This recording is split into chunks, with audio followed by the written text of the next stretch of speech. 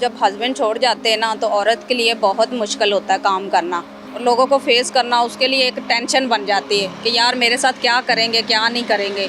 और जब मैं इधर आई तो बहुत मुश्किल थी मेरे लिए, लोगों से मतलब सामना करना बहुत मुश्किल था, लोगों से बात करनी मुश्किल थी। ये वजनी काम है बहुत ज़्यादा, मतलब ये नोज़ल बहुत वजनी है। मैं जब नई नई आई थी ना 4-4 दिन तो कंधे जो अकड़ जाते थे, उसके बाद फिर ऐसा ऐसा ऐसा ऐसा ना खुद को मैंने इस जॉब के अंदर ढाल दिया है। औरत हिम्मत बनती है। अगर औरत खुद की हिम्मत लेगी ना तो कुछ भी नहीं होगा। हिम्मत करें और आगे बढ़ें।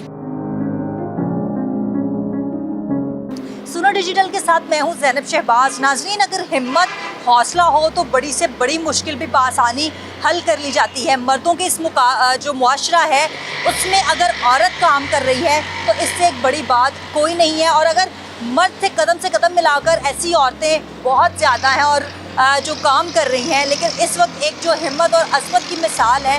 हमारे साथ रज़िया मौजूद हैं।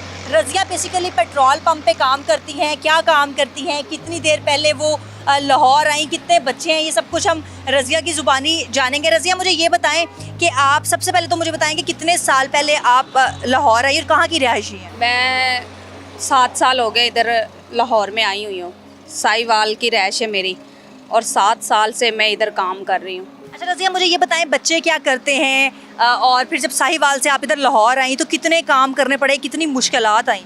बच्चे छोटे हैं, 10 साल की बेटी, 7 साल का बेटा है और बहुत ज़्यादा मुश्किल थी काम। जब हस्बैंड छोड़ जाते हैं ना तो औरत के लिए बहुत मुश्किल होता है काम करना और लोगों को फेस करना। उसके लिए एक टेंशन बन जाती है कि यार मेरे साथ क्या करेंगे क्या नहीं करेंगे। और जब मैं इधर आई तो बहुत मुश्किल थी मेरे लिए, लोगों से मतलब सामना करना बहुत मुश्किल था, लोगों से बात करनी मुश्किल थी।